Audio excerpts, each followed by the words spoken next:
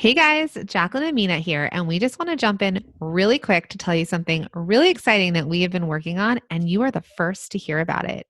We are launching our very first course called Multi-Stream Machine, where we are going to teach you how to get on more platforms, get more sales, and have more profits. This is an implementation program, and this is where the Product Boss was born. We started with a simple presentation and seminar called Multi-Stream Machine, which has actually turned out to be the framework in which we teach all of our mastermind clients and our strategy session clients to start building their businesses and grow their multiple streams of revenue to grow their business.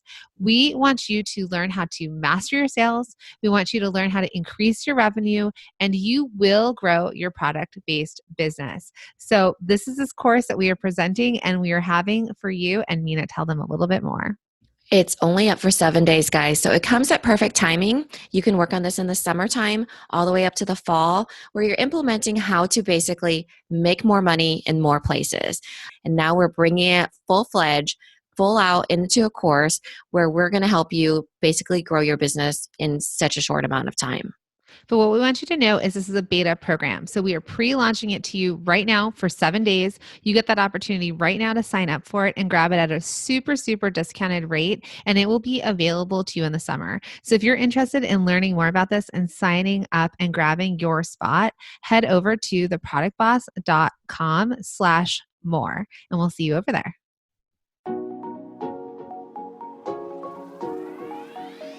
Welcome to the Product Boss Podcast, where we help product-based businesses grow their sales and improve their strategies. Hey everyone, I want to introduce you to my co-host and biz bestie, Mina Kunlo-Sitep, an Amazon guru that has built a multi-six-figure product-based business. And introducing the other half of the Product Boss, Jacqueline Snyder. She has helped launch and grow over 500 fashion apparel and accessory brands, even one of her own.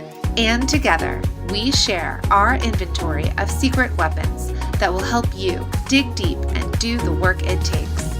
Are you ready? Let's build together. Hey everyone, and welcome to another episode of the Product Boss Podcast. I'm your host, Jacqueline Snyder, with my wonderful co-host, Mina Kunlo-Sitep. Hey Mina. Hey Jacqueline.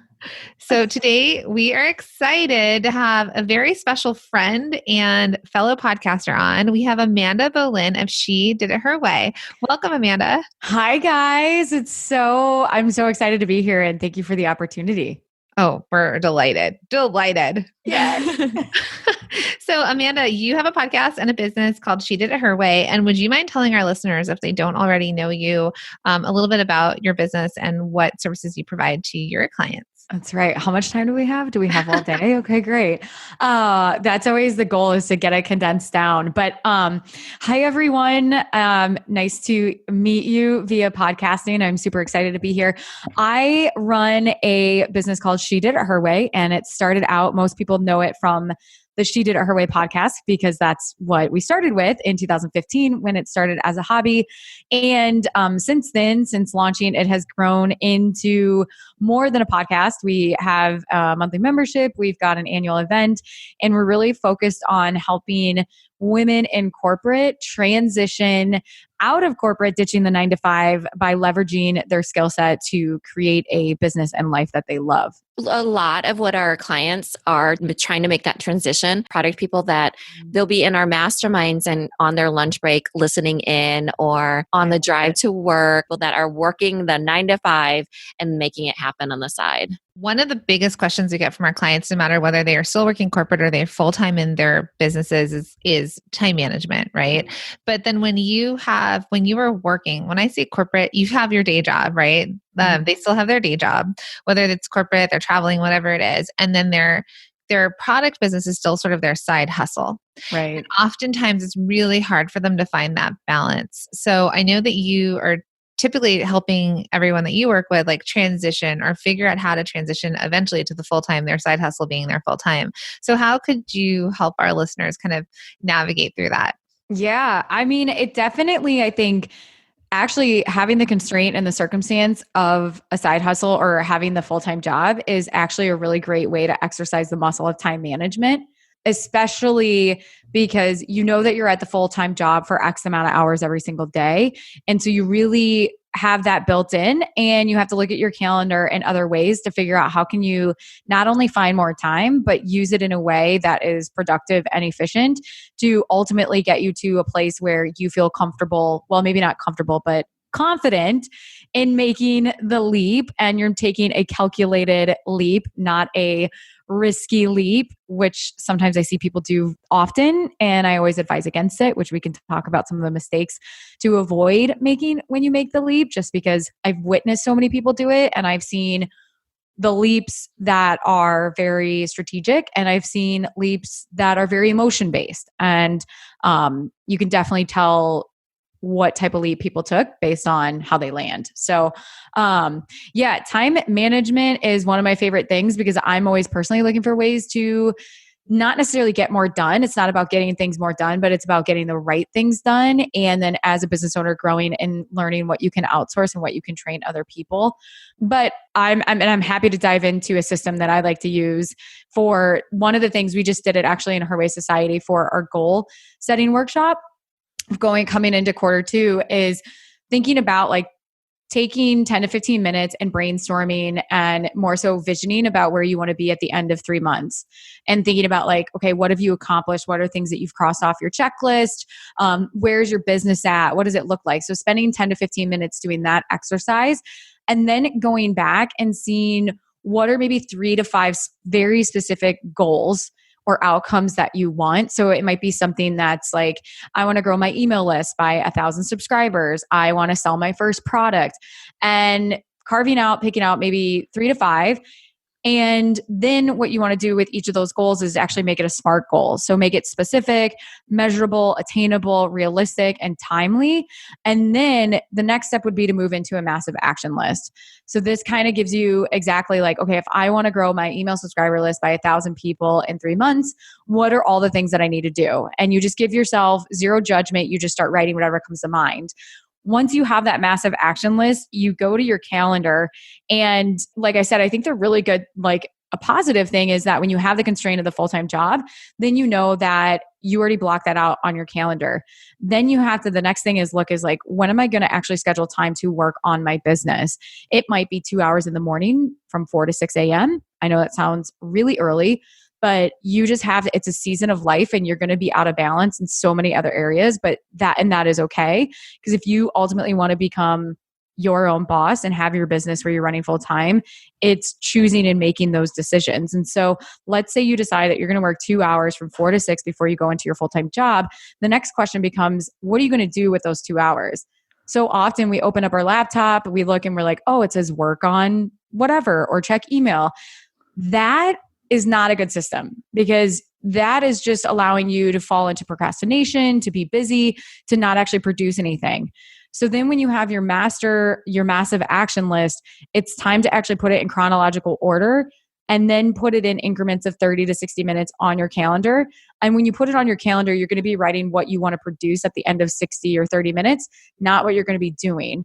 Because when you produce, so it might be like, create first draft of my sales page in the 30-minute increments, you're going to be able to end the day knowing that you are doing activities and you're completing and producing stuff that is going to get you closer to your goal.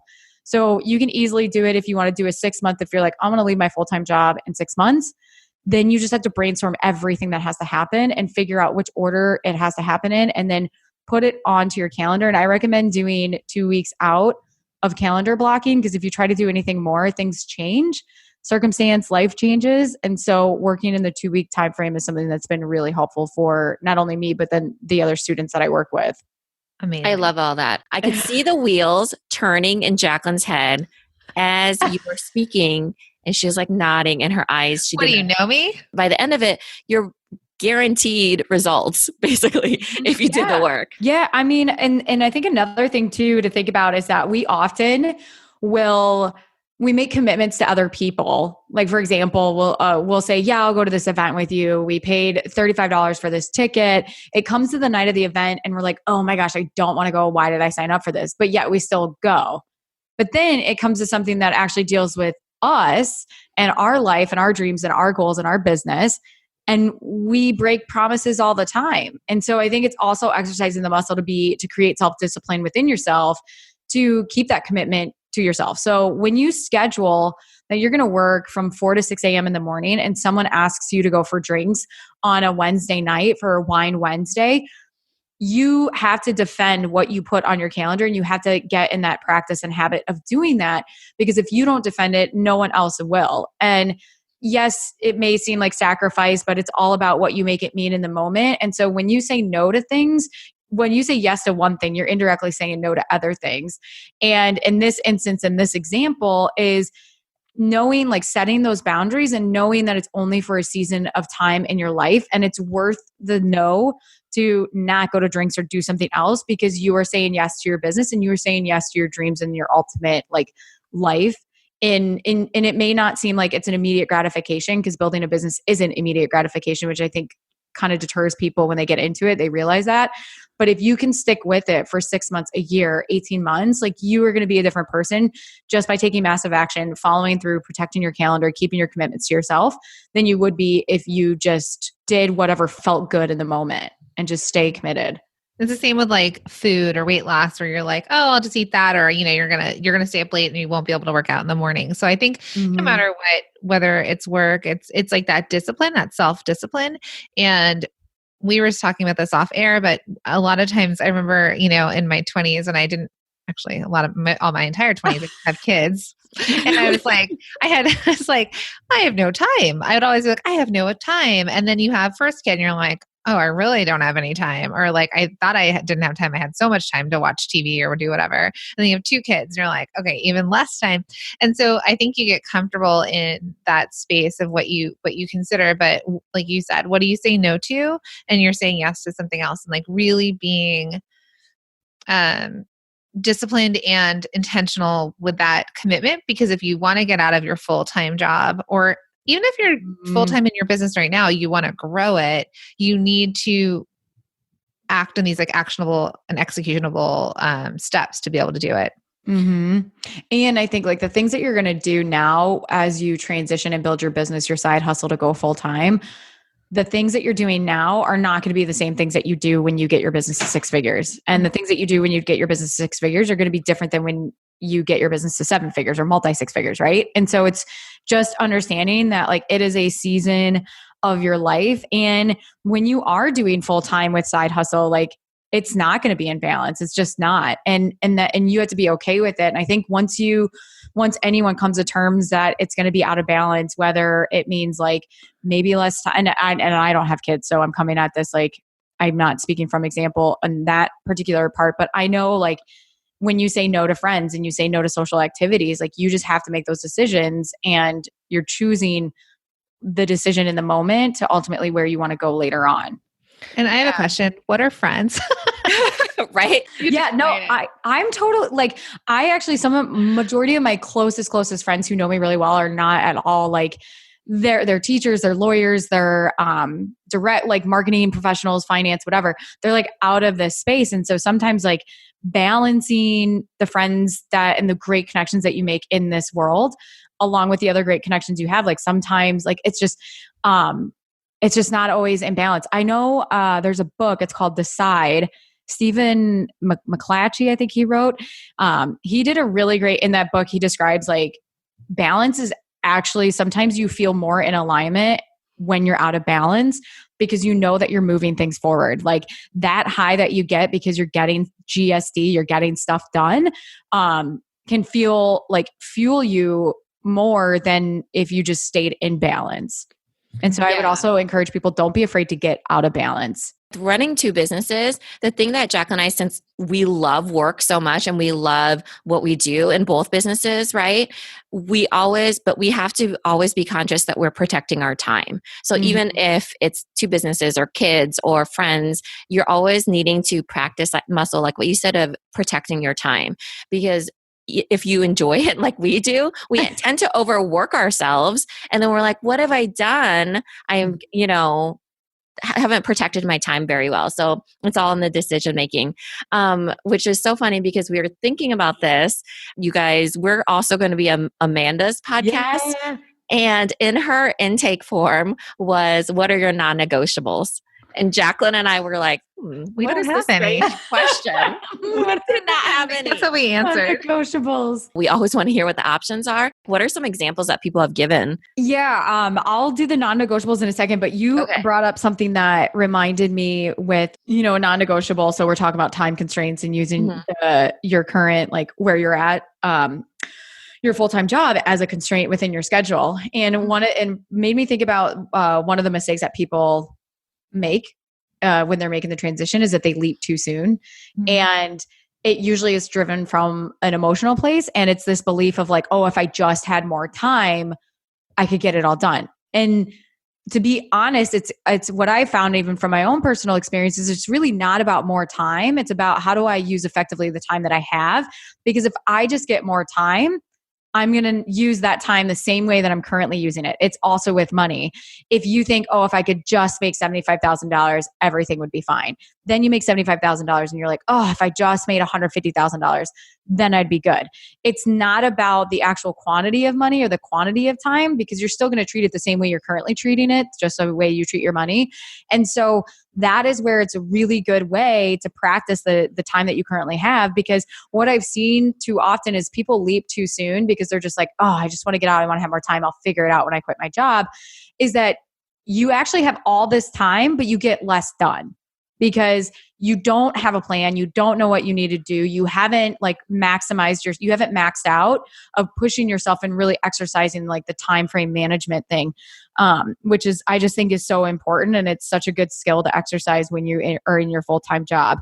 As far as like the non-negotiables, people will say like their faith is a non-negotiable. So making sure that they make time for that. Some people have meditation, non-negotiable. One of the gals that I interviewed, she does not, she works when she's at work and she goes into a physical office. And when she's at home with her kids, her phone is away. Like that's just the boundary that she set. So she's like, I'm either 100% at work or I'm 100% with my kids and family. Like there's no, here, let me just pick up my phone and do that. And I really respect that because it is so easy to be doing one task and then pick up our phone and do another thing. Like, I have since moved my phone and it charges in my den. It does not charge anywhere near my computer or near my bed. It's just way too easy if it's next to me to grab it, to pick it up the first thing in the morning. Is it perfect all the time? No. Do sometimes when we were moving, I did plug my phone in by my bed because I didn't have my den set up. So it changes, right? But one of mine is that I need sleep. Like if I can't get 9 hours of sleep or if I can't get working out, those are non-negotiables for me. I will move schedule. I will say no to things if I know that I'm not able to get sleep or working out. So that is one of the non-negotiables. And taking time away from the phone. It's just another thing to mentally manage when you pick up your phone and open the Instagram app. It is a beautiful place and thing that we have internet that can connect us with so many things and people and make an impact. But sometimes it can be overwhelming, and it's just recognizing okay, I am going to set my phone down and I don't need to pick it up. I don't need to feel like I should be doing something on it. Yeah, I think, and you bring up a good point with social media. So oftentimes people they do say, I don't have enough time for this or whatever. But what I love about the iPhone is it monitors your, how long you're on it. So everyone should take a look at their phone and see how many minutes they've spent that day or that week on certain apps. And then think about what you could do with that 49 minutes a day, for example, or 2.5 hours a day on Instagram. Who knows how long you're spending, but what could you do with that? And so I think it's a great point. Would you mind telling us then, I think a really important thing is the jump too soon or the jump at the right time. How do they wrap their heads around that? Yeah, I definitely don't think, there's never a quote unquote right time. And Tim Ferriss has a really great quote on that, I think, in 4 Hour Work Week. It's kind of, everybody has different risk tolerance. And so I think one of the best places to start is getting to know your personal numbers and your personal finances really well. Because some people feel comfortable if they have 3 months in savings. Some people want 6 months in savings. So it really starts with, do you know your numbers from a personal standpoint? Do you know what's coming in and going out? And if you have a spouse, does he or she making sure that they're on board? Money is such a integral thing, and everybody handles it differently, especially as an individual or even if they're in a couple relationship. But to make an example easy is it might be that you're in your job and like one of your students is building their product-based business, I think the key things to assess is one, the risk tolerance. Number two is what is your financial goal? Do you want to replace your income 50% of the way, or do you want to do a full 100% of the way? What is your timeline? Like if you decide that you want to quit in 12 months, like what do you need to do to make that happen? How much revenue do you want to bring in on a consistent basis? And so getting really clear with those as well. Like, and I think once you level set the base of what it is that you want to be bringing in, how much you want to have saved, like things will shift. For example, one of my really good friends, she was working a corporate job. This was like years ago, and she was building her business on the side. And she had saved up a 12 months worth of savings to live off of, but she wasn't going to quit until she could validate the product. And as soon as she started earning 50% of her income 3 months in a row, she's like, okay, that is my way of saying like, I believe in myself. I'm validated my product. Like I'm ready to go all in. And I know that's probably not the answer that most people want to hear because it's not like a cut and dry, but you have to do the work to really get to really understand your personal finances first, to then move into like figuring out what is that number that you want to aim towards in your business. And that's what I found with people who like when they have a plan and they know exactly where they're heading, it's easier to execute because you have the vision and you know where you're going. Mm-hmm. I feel like entrepreneurs must have a really high risk tolerance. Yeah, I think naturally entrepreneurs have risk tolerance, but there definitely are those entrepreneurs that don't have a high risk tolerance. And so for them, they might need, 18 months of savings. And that's why it's so different. Like for me, when I quit corporate America and I became a freelancer, and I want to do it the way that I did it, which is why I'm like sharing, like, don't do this. I was like 24 and I knew that I had 7 months of confirmed contract work that would take me 18 months. And, but like I had a risk. I had in that circumstance of my life, like I had student loans and I had a car payment and I had a rent. So, and I was like location independent because I had to travel every week anyway. So it didn't like, there were so many things that my circumstance just, it allowed me the opportunity to not really have that much of a savings because of my situation. Now, everybody's different. So it really it goes back to risk tolerance and having a plan and checking in, like, where are we at and what feels good and what doesn't feel good. I think Dave Ramsey, he also says this all the time. I might mess it up, but he says, live like no one else today so you can live like no one else tomorrow, basically. Yeah. And so I think, and that's financial, right? Like save, pay your mortgage, all that.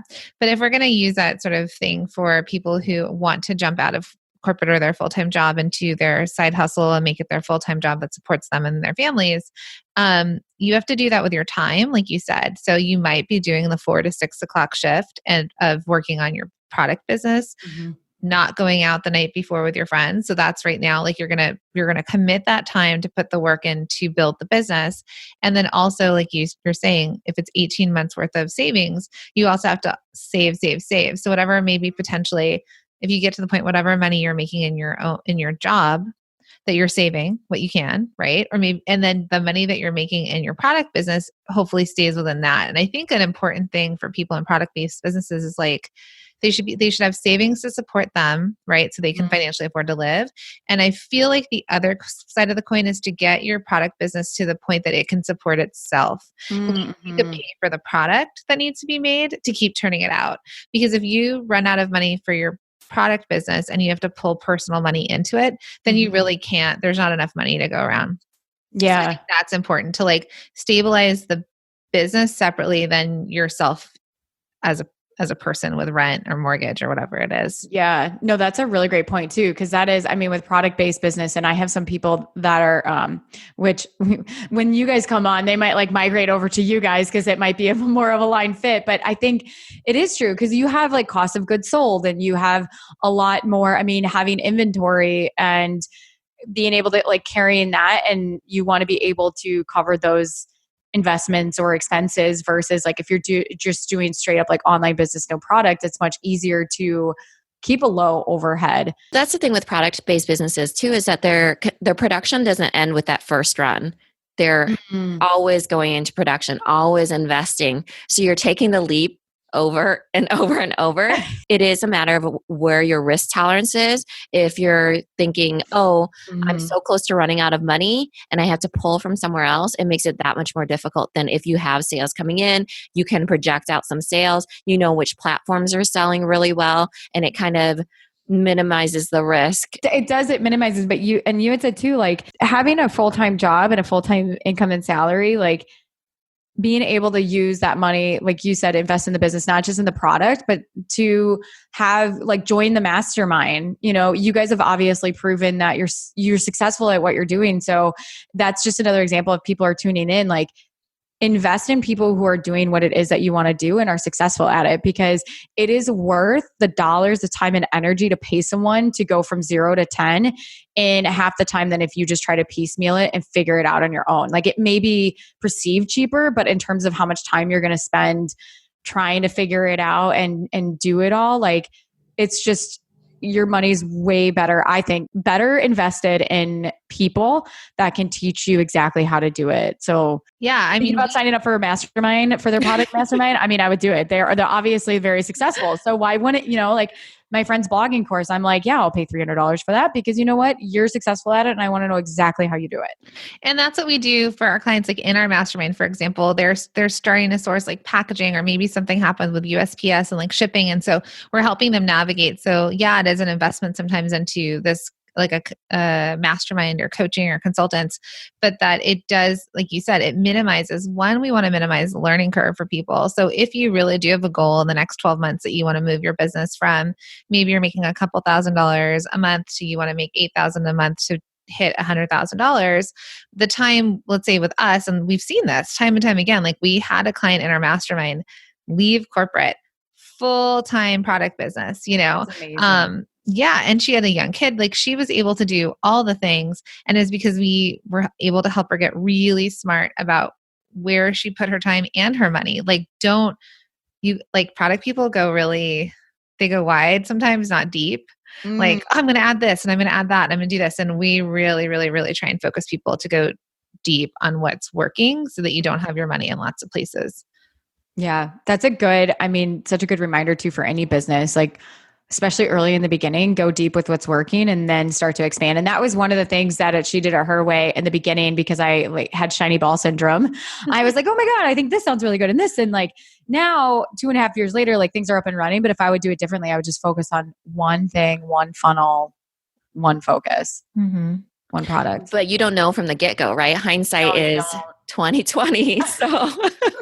So it's easy to look back and know where all those things you could have done differently, which is the benefit of the coaches, right? You get to basically pay for their hindsight view of what they would do differently. So you get all those gems without having to deal with it. Yeah. I like that too. I've never heard it. I just thought of it. Thank you guys.